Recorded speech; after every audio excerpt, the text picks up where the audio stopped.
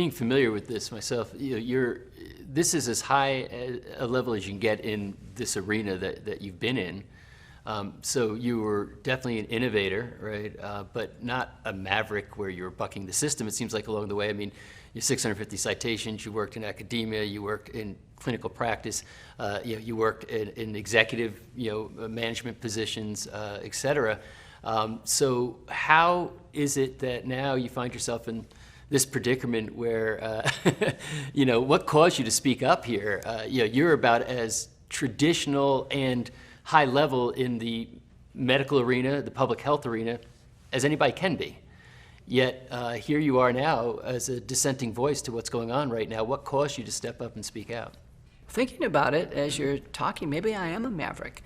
The original idea that kidney disease could independently contribute to manifestations of heart disease was an innovative idea. And I remember some really long and lonely nights at the heart meetings where, I was being drowned out by big pharma and the cholesterol companies or the blood pressure lowering agents and others. And I was making the case that, in fact, kidney disease could contribute to heart disease and vice versa.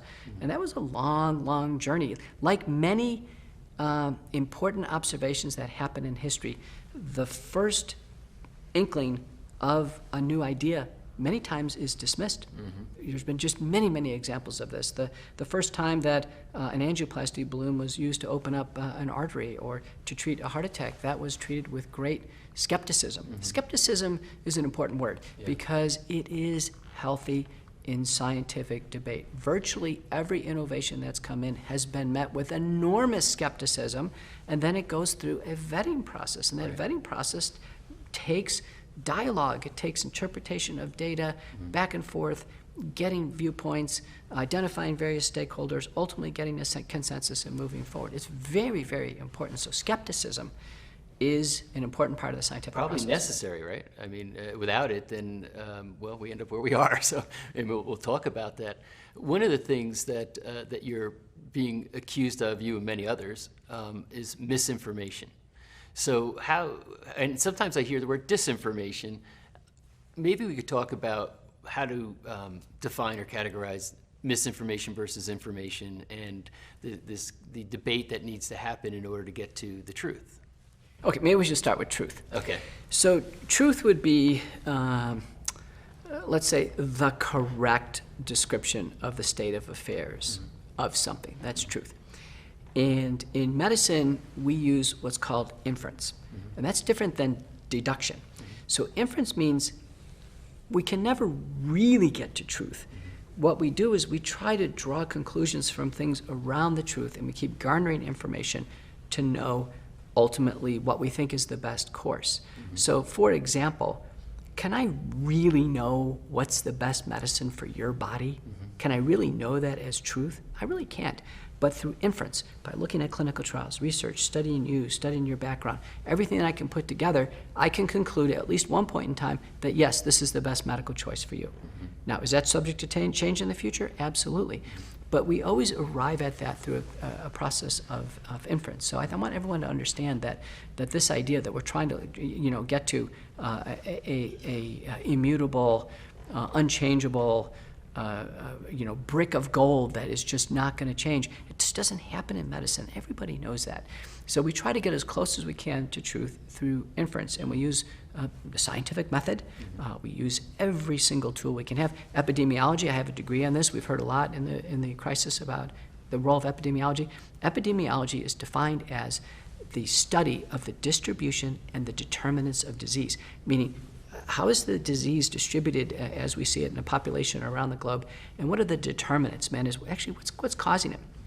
So if we can actually get to the distributions and determinants, then we can actually do interventional epidemiology, which is actually trying something to see if we can modify the occurrence of disease or severity of disease or influence its outcomes. So when we get to now misinformation or information, when does information become misinformation? Well, there's a continuum, right? If I said on one end of the continuum, you are perfectly bald, and then on the other end of the continuum, I said, you have a bushy head of hair, right? there are a lot of people who look at you and say, well, I see a little something there, and they'd end up on a level of continuum. So clearly a bushy head of hair would be, no, that just can't be. That's misinformation. Yeah, that's misinformation.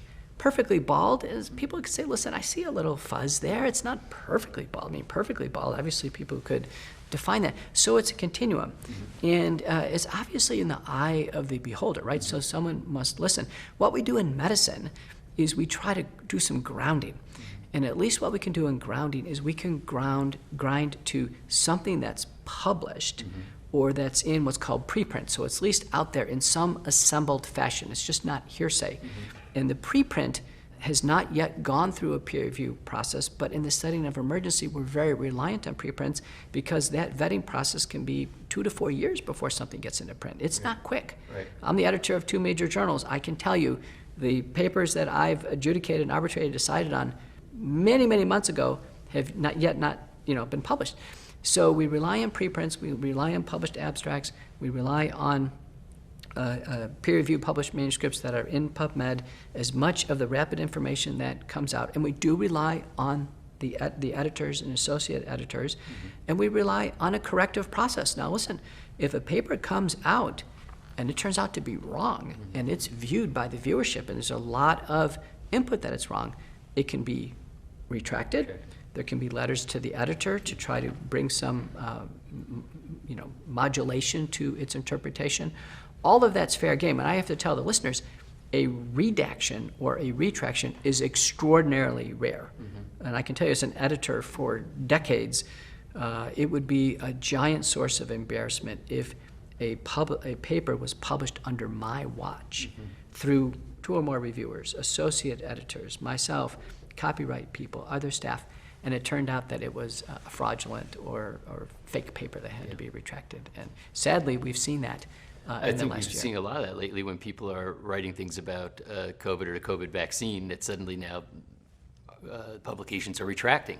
So in your observation, because you would have a keen eye to kind of spot what really is going on here, do you think that they're yielding to political pressures, or why suddenly all these retractions on papers that passed peer review and got published? Well, to my knowledge, there haven't been that many, but we have seen something happen in the medical literature that I'm in my 4th decade of doing this, that I've never seen before. And that is the introduction of bias, and bias in a selective way. So what came out early in 2020, I think, was an honest representation of what we thought was going on. There was a disease. It was a respiratory disease. It appeared to have emanated out of China. It looked like it was, had hit Milan, Italy next, and then different parts of the United States, New York, West Coast, California, Seattle, and there were just rapid communications. What is this? What's happening? Quickly reaching back, and in a lot of papers from the Chinese of what is this virus? What does it do? And we were enormously reliant on the initial papers from China, and it was purely descriptive. And a lot of it was observational. When there were sick patients in the intensive care unit, and a nephrologist and others said, listen, the lines that we're using to do dialysis were clotting, and there appears to be blood clotting. And then there were reports of blood clots being identified in patients. We, within a few months realized, wow, at least in the very, very sick patients, blood clotting was a disorder. And then in terms of what was going on, the radiographic findings, it looked like the CT scan had a characteristic appearance. Okay. And then the laboratory piece of this moved pretty quickly, and I actually give America high marks on this in terms of the big push on how we got testing and how quickly we had just realized testing was important. During the HIV outbreak and epidemic initially, it was the same thing as how important what it was to get testing. If this was something we couldn't test for, you can imagine how difficult things would be. So as all this moved forward in a confluence through February, March, April, May, I started to become disturbed that we were 3 months into it and we just did not see these papers snapping into place of what we should do about the virus. What should we do? It looked like a lot of people were getting sick now. Millions of them were getting sick. It looked like there was a period of time at home, which was not short. It could have been, 2 days, 3 days, 4 days, 10 days, 2 weeks, 4 weeks at home and then into the hospital. So we had learned in this virus to actually organize the illness by days. What was day 0? What was your first day of symptoms? And then when did you get your test? And then when other things happened. And initially what happened is the tests were taking so long that by the time we actually had a positive test, it'd be, geez, we're 5 days into this, 7 days into this. Maybe we got tested on day 4 and we got the result back on day 7. So now we're 11 days into an illness, and now we're trying to jump into an action plan. But what I saw is a lack of papers of anybody describing any type of potential treatment. And then there were just some decisions made. So, for instance, the Indian Medical Council in India said for their healthcare workers and doctors, they were going to take once a week hydroxychloroquine. They just put it out there in a communication in March. And we were like, wow, that's pretty impressive. Maybe they know something about this that we don't. They were, prior data had supported hydroxychloroquine with SARS-CoV-1, and there was a lot of reliance on this. SARS-CoV-1, the first version of the SARS virus 17 years ago, and SARS-CoV-2 have a considerable overlap, maybe 80 to 90% overlap. That's my understanding.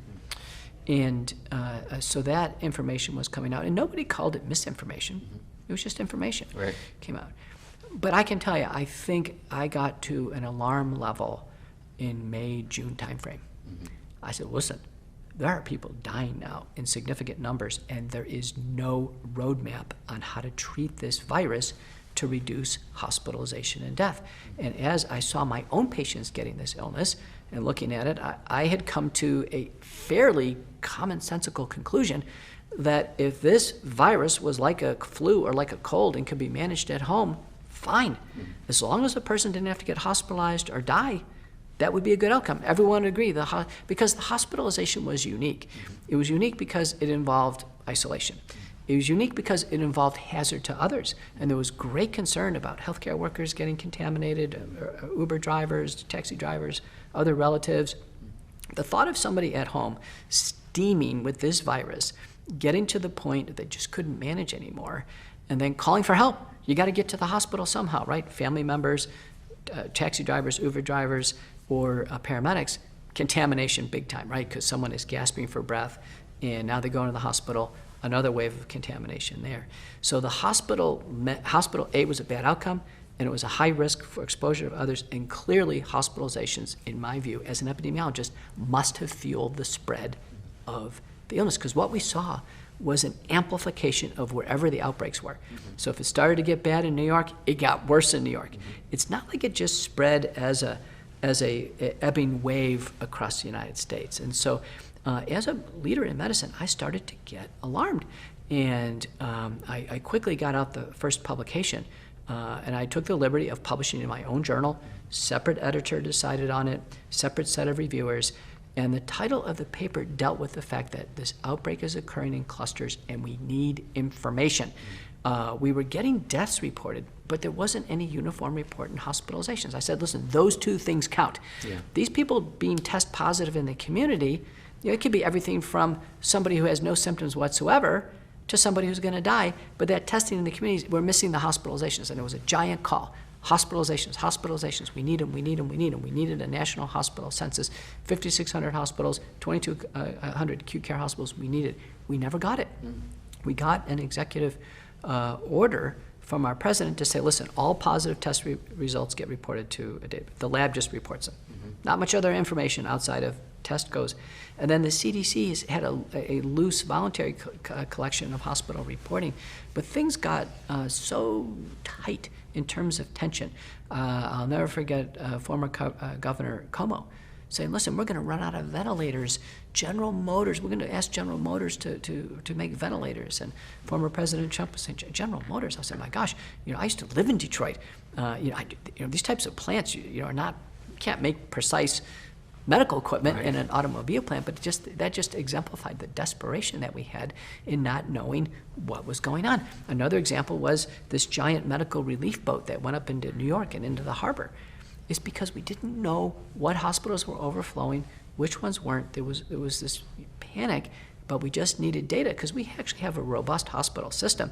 And if this was just a matter of distributing patients to the hospitals with capacity, we could have done it.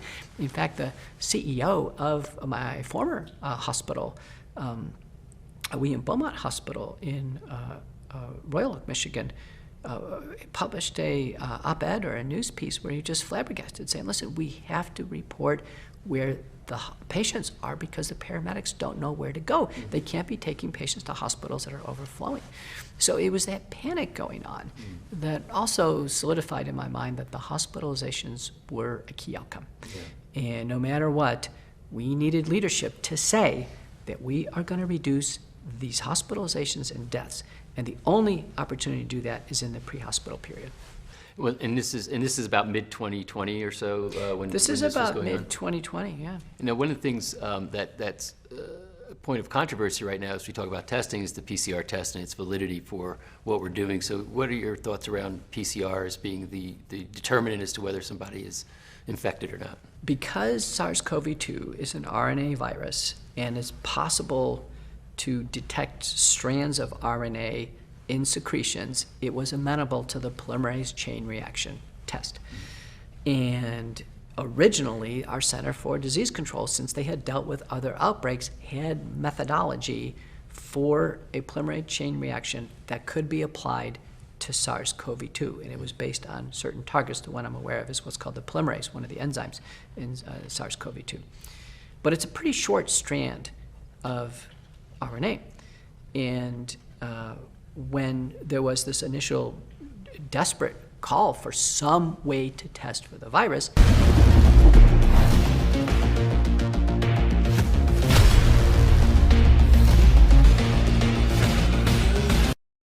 Del Bigtree, I'm really excited for this interview. I've been anticipating it because I follow the Highwire very closely. It's really one of the best places I get my information from to keep myself updated. And you're certainly making some waves and attracting some attention because of how deep you've been diving into this subject of COVID and everything that there is surrounding it. And the people that you've been interviewing for the Highwire and the depth that you've been going into it has been admirable. So thank you for taking the time to share what you've been doing with us. Patrick, I'm looking forward to it too. It's always great to do these interviews with you. So I'm looking forward to see where this all goes. I'm sure it will be a good place. But let's just start, if we can, with your background so people understand how you got to be doing what you're doing. Because you had a background in TV and TV production. And then suddenly, here you are with your own show that's become hugely popular, The Highwire. But how did you get here? So I started out, really my goal was to be a filmmaker. I'd landed in Los Angeles and I'd written screenplays and I was sort of moving in that direction. But as fate would have it, all of that shifted really, looking back now, the benefit of hindsight, when a friend of mine called and said, hey, Del, I know you know how to shoot camera and we need an extra videographer on the Dr. Phil show. It was like this Love Smart Island. It was like a whole weekend on Catalina Island. Could you do it? I said, sure.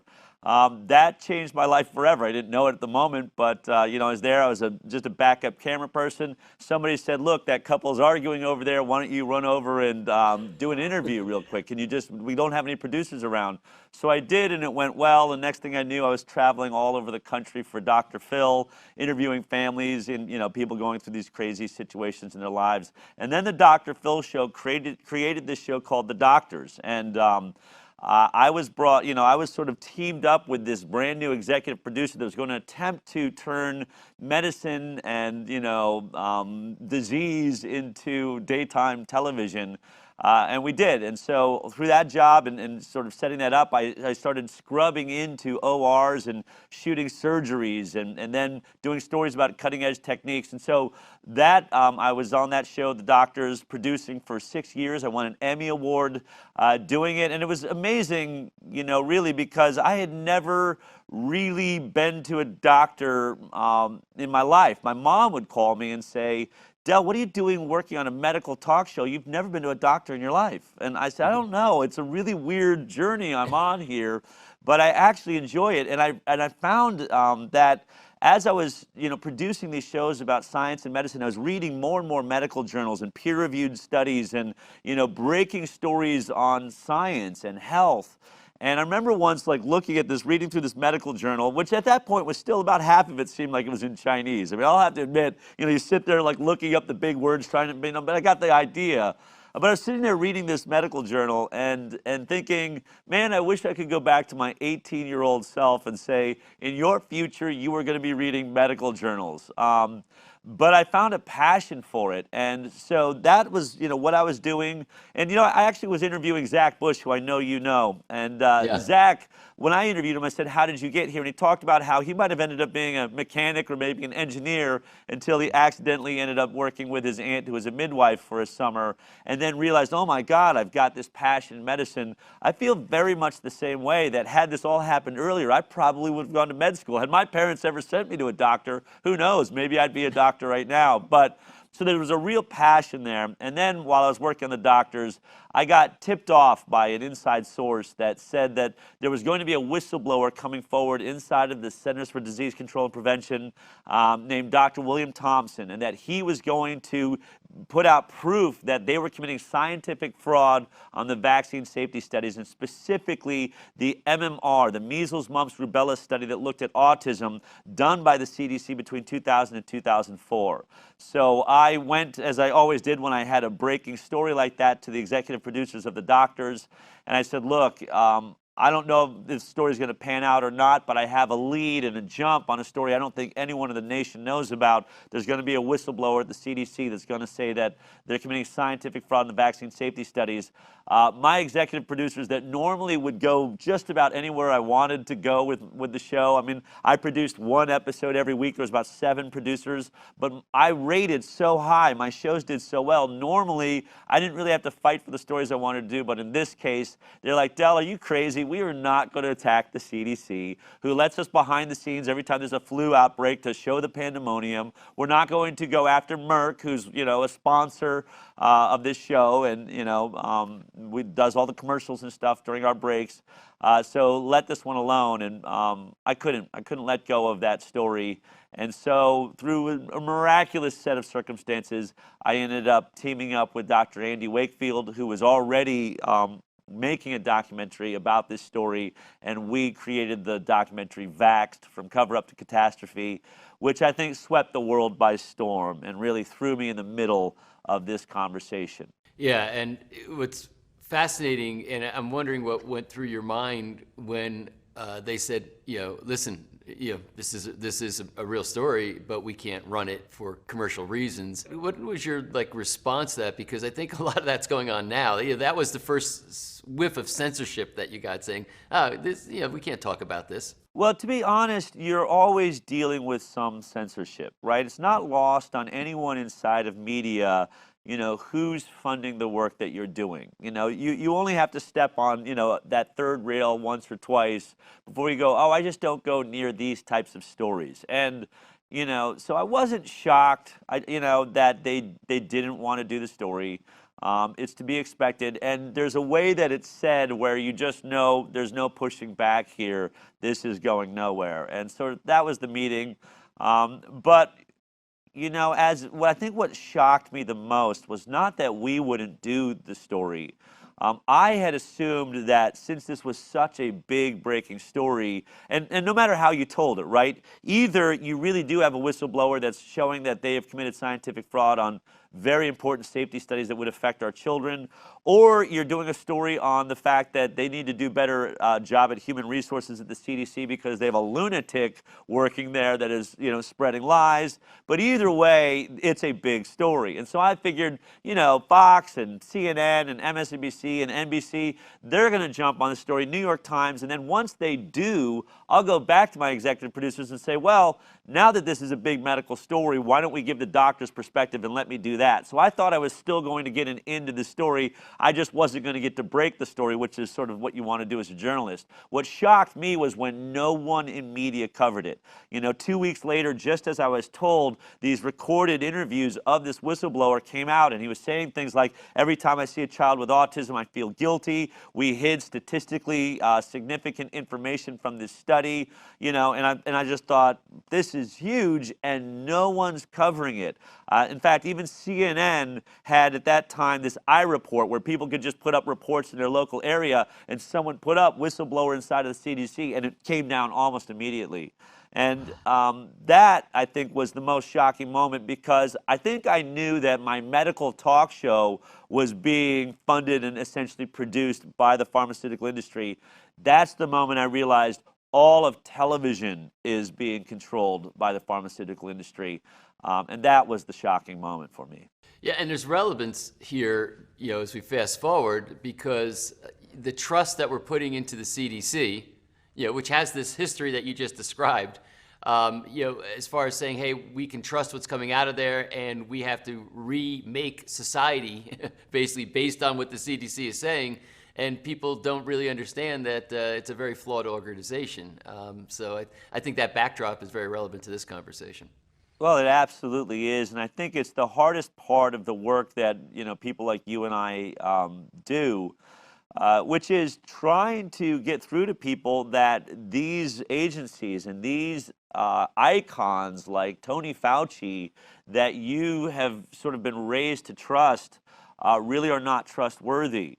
And so when we find ourselves in the middle of a pandemic and we're being told people are dying all over the world and we've got to save our brothers and sisters, most people think, I mean, that must be true. Who would lie about that? And, and then when we find out from those same sources that, hydroxychloroquine doesn't work and ivermectin doesn't work and budesonide doesn't work, we think, well, that must be true. Why would, the head of a health department or the head of the NIH or why would the CDC, keep me from taking a product if it works? And then if they tell me the vaccine works, certainly it must work. If they tell me it's safe, it must be safe. But what we don't realize is really what's behind the scenes of how all the decisions have been made. And that's been the journey that I've been on for this last 5 years.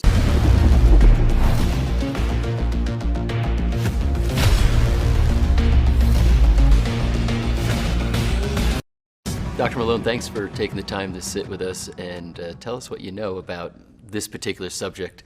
I'd like to start out really with your background, your academic background. Can you kind of give us the evolution of it, starting with medical school maybe? Yeah, it really goes a little deeper than that. I had been a computer science student for the first 2 years of my undergraduate and decided I didn't want to continue staring at a computer screen in a room with no windows. And I wanted to go into molecular biology, and this was a hot new topic at the time.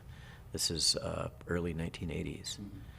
I went to UC Davis for my last 2 years of undergraduate training, and the honest truth is my mother was deathly afraid of breast cancer, and I wanted to spend some time in the laboratory during the undergraduate years to learn whether this was really a good career idea. And I had an opportunity to join a laboratory in the Department of Pathology at UC Davis, and went for my interview with the pathologist there, who eventually became my department chair later on, Bob Cardiff. And I had done well for my first 2 years of school, and so I tried to be modest but forthright and say that I really wanted to work for him and do breast cancer research. And he looked me straight in the eye. It's something I'll never forget. He says, "I have no time for false modesty," and that was kind of a "you're not in Kansas anymore" moment. Right. But he took me in, and that turned out to be kind of a seminal event because he had just come from a fellowship sabbatical with Bishop and Varmus, who got the Nobel Prize for oncogenes, and he'd set up the operation together with a guy they just recruited from USC Cancer Center named Murray Gardner to become department chair. And Murray had a long history in being at the absolute forefront of molecular genetics and cancer vaccines. And they landed there, Murray did. Bob had already been there working on mouse biology mostly, and as a pathologist is his experimental area. And AIDS happened. And this is Davis. So I got to meet people like Don Francis, and I got to see the very earliest days of the whole AIDS story develop. And Murray and Preston Marks and others in the lab group had this observation that there was an immunodeficiency syndrome in the macaques at the Primate Center. And they tracked it down and found that it was associated with the retrovirus. That was the first disclosure. It was published in Lancet. And for me, as an undergraduate, total lab rat. Every free moment I was spending in the laboratory working on the molecular biology of mouse memory tumor virus and working with RNA and DNA. And this thing happened, this new disease, this new outbreak, and the lab was right at the forefront. And Murray traveled, if you've ever seen and the band played on, Murray went with Bob Gallo for this infamous trip to visit Luc Montagnier and Francois Barré. And I never get out of my mind, Murray, this older pathologist, almost dancing down the hall after he came back from the trip saying, "I've got the virus that causes AIDS in my pocket." Then they proceeded to try to develop vaccines, et cetera. And that was kind of how I cut my teeth. There was a lot of heavy politics that went on. Those early days of AIDS are pretty intense, a lot of incredible competition. And from that, I really wanted to work on retroviruses. What is a retrovirus? So retrovirus, the term retro has nothing to do with the 1950s or mid-century. It has to do with the fact that the central dogma of biology is that DNA makes RNA, RNA makes protein, right? So it's just a linear process. It only goes in one direction. And the odd thing about these viruses that were associated with cancer, so this is why it was particularly relevant, is that many of these had the characteristic that they existed as RNA, as their genome, when they are a virus form outside of the cell, and yet had a DNA form inside the cell. So that's backwards. It's supposed to go DNA to RNA to protein, not RNA back to DNA. So that's retro, and it has a specific enzyme called reverse transcriptase that's responsible for that was characterized by David Baltimore and by the guy that eventually became my PhD mentor of sorts, Inder Verma. So that's what a retrovirus is it's a virus that goes, has a life cycle that's kind of backwards. It exists as an RNA molecule for its genome when it's outside the cell, and then that gets converted into DNA and integrated into the chromosome. So that's how I kind of got that start. And I wanted to continue to focus on retroviruses. I had to imagine back in just to set the stage, the 80s it was insanely competitive to get into medical school. And to have the hubris to think that you would be able to do so was a little beyond the pale, but I wanted to try.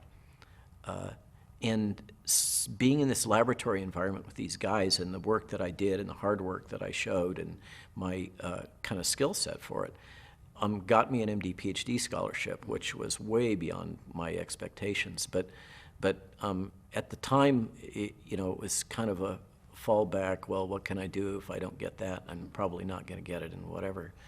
But once I got accepted, I was like, okay, what are you going to do with this? I don't want to be just another doc. I wanted to kind of carry on with the science. I was totally wrapped up in the science and working with retroviruses. So one of the hot topics for a young person in this emerging field was gene therapy. And so the gene therapy using retroviruses was the leading method. Gene therapy had actually been around conceptually since the late 70s. Ted Friedman had come up with the idea.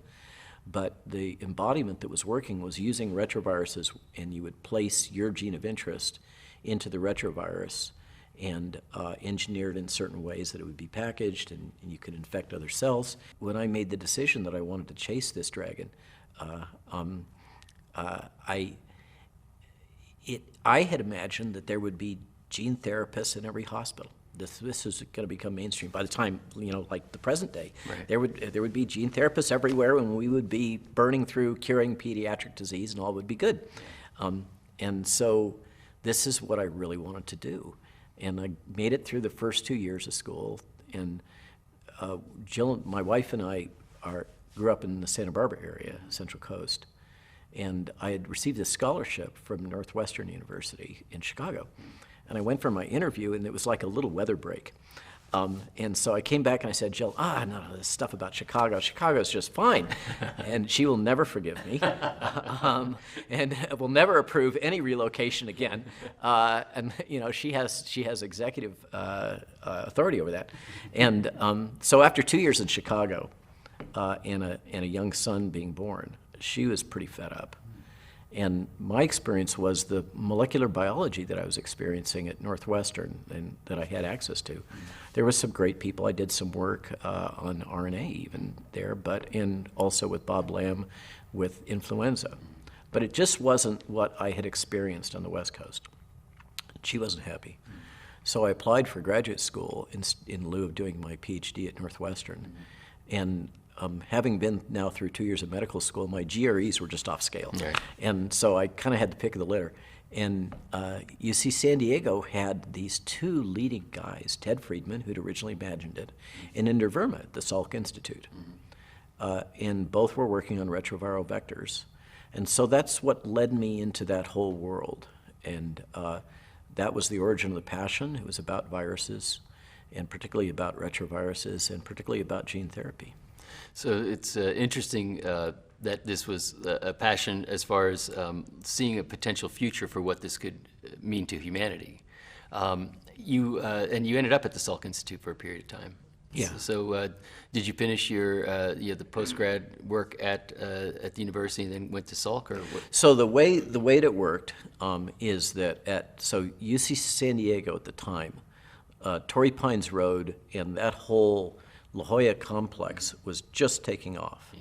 And one of the founding companies in the technology of monoclonal antibodies had recently been sold for a few $100 million, which at the time just seemed, everybody thought it was an enormous amount of money for a biotech company. How naive they were.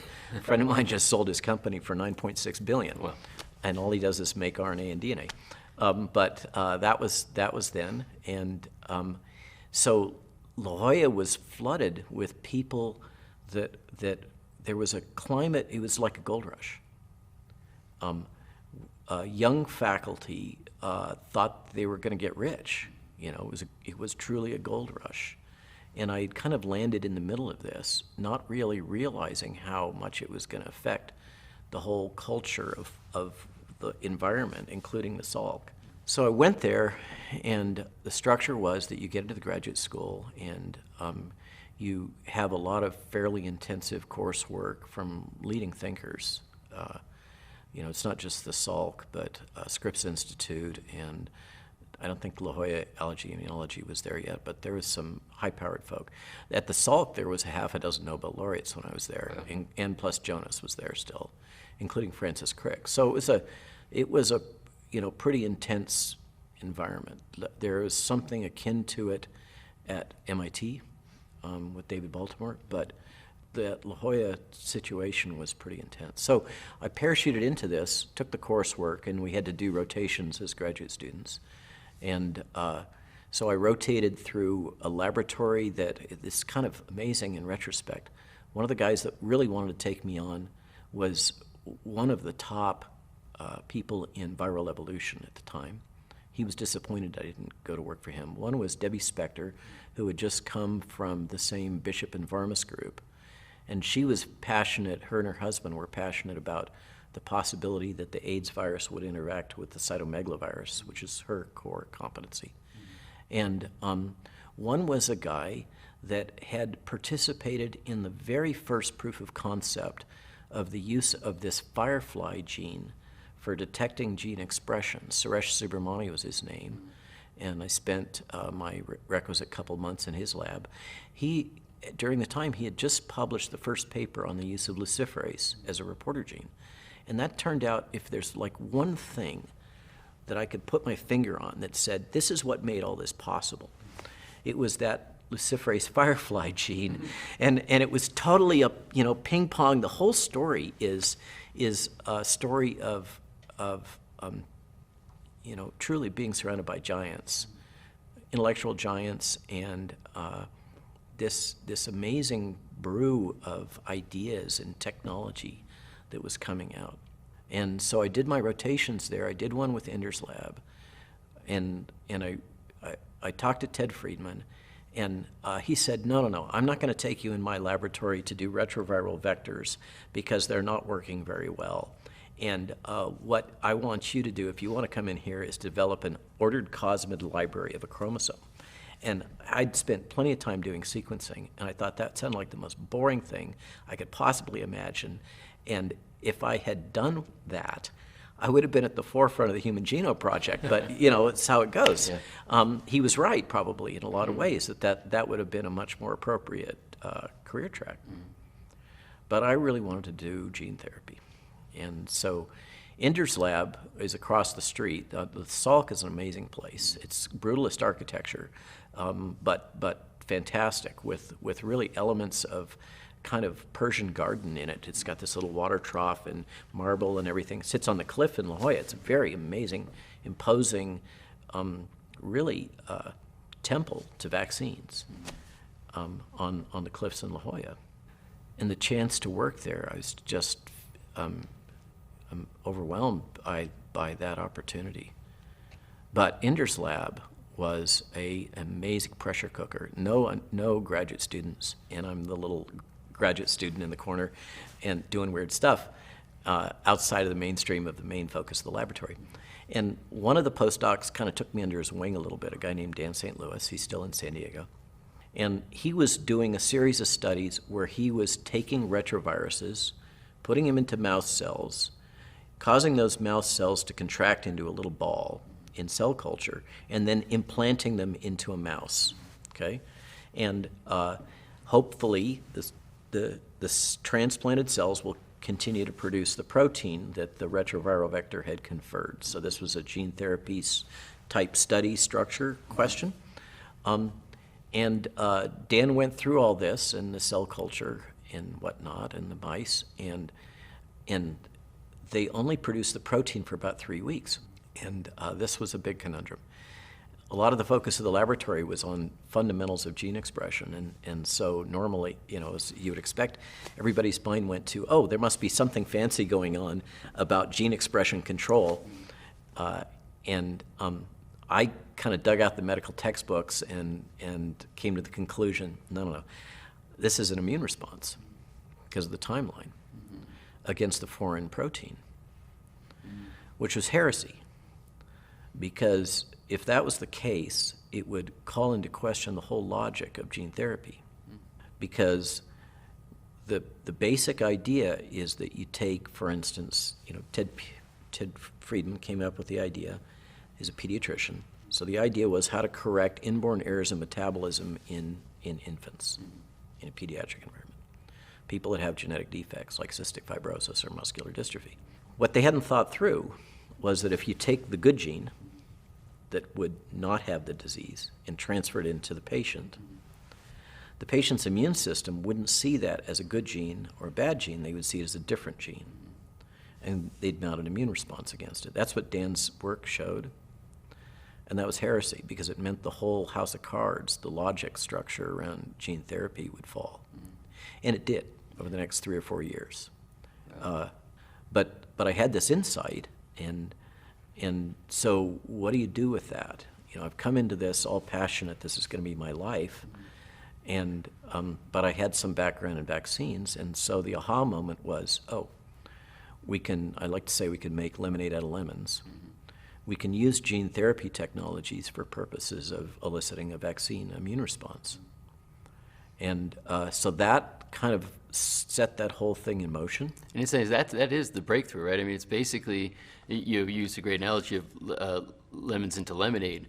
This was a discouraging result, unless you say, well, maybe there's actually a positive function to what we're observing, even though it's not what you were hoping for. Yeah, exactly. And that's how you basically came to this idea of. So to read forward, the senior postdoc in the lab was this guy named Dinko Valerio. And Dinko had moved beyond retroviral technology and was at the very forefront, this is late 80s, of this new technology for gene transfer called adenoviral vectors. And so he was pioneering this at the time in Ender's lab. And when he left the lab, he formed a company called Crucell, focused on gene therapy. And And I left the lab and had my excursions, and we met back about 3 years later at a gene therapy conference. And he came to me and he said, Robert, you know what, you were right. I'm going to take Crucell and stop the focus on being a gene therapy company and turn it into a vaccine company. Yeah. Crucell got sold to J&J, and that is the technology, that's still the same cell line that they use for producing the J&J vaccine for COVID. Wow. So all of these vaccines all trace back to kind of that bing moment at the Salk, which was, not what anybody was looking for. It wasn't where Inder was at. And I filed patent disclosures on use of RNA as a drug and other things. As this was proceeding, so Dan had his thing, and that was the start of the thread of vaccine out of gene therapy, kind of, okay? But the RNA work kept going on. You did get published, though. I think. Yeah, so the PNAS paper was way ahead of its time. I think. What year was that published? 1989. And that's the earliest published reference we could find right now. Yeah, so some claim that there's an earlier reference from about 8 years before that's relevant. There was that I was completely ignorant about, but ignorance is no patents were filed from that, no claims were made. It involved using classical liposomes and RNA to prime immune responses in cultured cells. It doesn't work with classic liposomes, right? No, it doesn't. Yeah. And so nothing ever came of that paper, but my detractors cite that as the prior art. So I acknowledge that exists. I didn't know it at the time. And it's a very different technology. So basically, your seminal paper was 89. You are also listed on the patents as an inventor? Yeah, so the Salk ended up filing a patent. So I had done all these patent disclosures on RNA as a drug, et cetera. And they had gone through a formal process of determining who is to be the inventor, because this is central to a patent. Sure. If you don't have people who should be inventors, the patent can be disqualified. And if you include people who aren't qualified to be inventors, then the patent can be disallowed. Okay, so it's an important thing to do. And they'd gone through this process and determined that Inder was not an inventor, but then Inder had objected to that. And so in the end, they filed a patent in which they named Inder and myself as the inventors of RNA as a drug based on all this technology and formulations and stuff. And they sent it to me on request. I got a copy of it in 1991. They filed it in 89. They actually filed it on the same exact date that all of the Salk patent, all the Vical patents were filed, which is an odd thing. And that's another part of the story. But they did file that. And then they somehow withdrew it, but didn't tell me, and lost all records of having withdrawn it. And so when they've been contacted about this and trying to recreate the history of this, their position is basically, we don't know anything about this. So I left, and what happens next is the lawyers. And I get plugged into a really high-quality lawyer in downtown San Diego, and spend days with him. Just brain drain. What can this be used for? How can you use this new Because they want to file all these patents. And Did they get awarded? yeah, there's 9 domestic U.S. awarded patents out of all that. All related to the mRNA technologies And DNA. and DNA. Yeah. Okay. Okay, so it's mRNA and DNA. So for So all that is the basis for this when we talk about mRNA and DNA vaccines. And those didn't come out for a number of years. They were the findings were disclosed in these manuscripts and also in various academic meetings. And then the technology was sold to Merck. Part of the Merck deal was that Merck got to take credit and for the discovery. And so there was a downplaying of what I had done, and the people that followed me immediately. One is mentioned in the Atlantic piece, Stan Gromkowski. He's the one that's got the salty statement at the very end. Anybody that knows Stan knows that was his quote, because that's pretty much exactly how he speaks. Stan was brought in to do the cellular immunology after I left. I left after about 4 months, frustrating that I ideas, again, were being taken, other people were taking credit for them. You know, I'd filed another patent disclosure on a nuance of making the RNA more stable, and had my supervisor countersign as the inventor when he had not even understood it. And it just was, you know, it's just, that's the environment, though. Everybody was so much of a pressure cooker, and there was money and fame and everything else on the line. And all the ideas roll out, and the patents get filed. And like I said, there's like 4 of them that all get filed on the same day that Enders, the Soliquin, goes in. And that forms the basis for kind of the new Vical. That wasn't part of their business plan. And Maurice Hilleman this had been pitched to him, who is the great vaccinologist that really drove Merck vaccines in, you know, with the pediatric vaccines that we know of. And he became enamored of it. And so the deal was, Vical was cash-strapped. That I forget what they got. It's like $6 million or something. It wasn't a huge amount, but at the time it was for this tech. Doug Richmond had set up all the work and built the team and done the initial proof of concept for using it for flu vaccines. And Merck swooped in and said, okay, well, if we're going to do this deal, we want to be able to take credit for this. And so they took the work that Doug and the Vical team had done, built off of the work that I'd done, and basically took it, reproduced some of the experiments, and put that as a science paper, but put their own people as the first and senior and that kind of stuff, and didn't even put Doug on it. Doug Richmond is now an emeritus at UC San Diego and runs their AIDS group, and he's a very senior, well-established guy. He's still pissed off. Okay, so you've got publication that's citable, right? I believe also it's referenced in other subsequent publications, right, that people are using you in their references from the work that you did.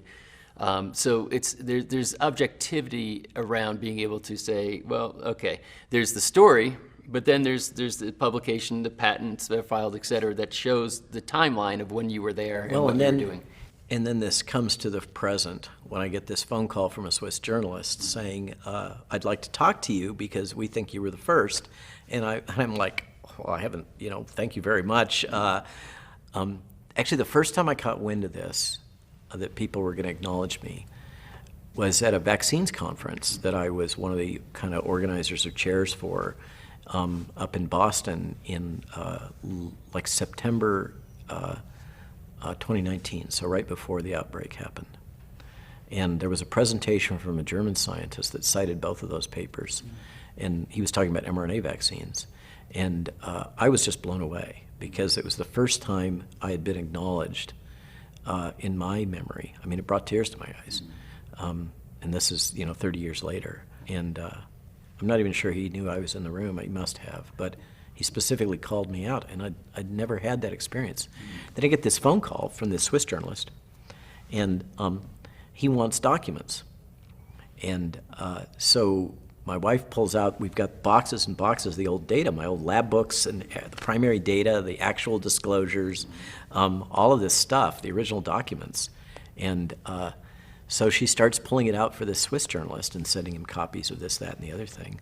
And then she decides to upload it all on her website and write her own narrative about what actually happened. And she's so aggravated at the press putting out these other stories that other people that came about a decade later were the ones that had launched all this, that she takes her narrative and puts it into a MailChimp blast, because we've got a mailing list of about 4,000 hardcore scientists that we've built up over the years for the consulting business, and she sends it out to everybody. And that just sparks off, yeah, because it's contrary to the dominant narrative, Right. which gets back to our, core theme here. Because this has already been promoted by BioNTech, because Katie Carrico is a BioNTech VP, and promoted by UPenn very aggressively.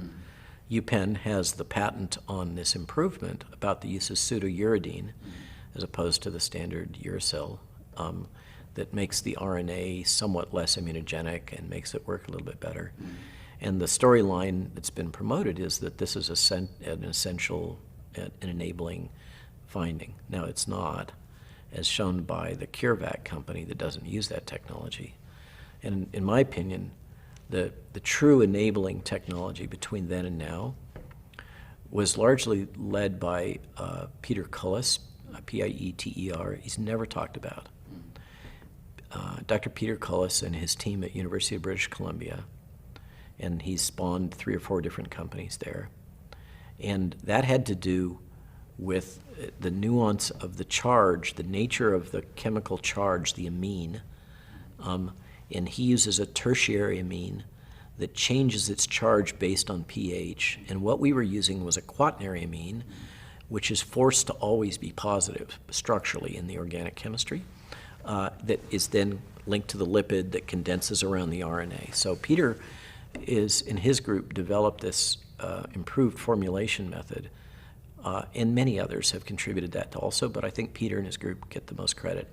And that's what's made these amazingly potent formulations for use in humans that are built off of that old idea. So Why was there, like, so we're going back 30 years or so. that question. Yeah. And suddenly, here we are, and these things are being rushed to market. Why did it take 30 years to get them developed to a point where, is there something that's So still... that's a great question, and I think there's going to be other media coming out about that.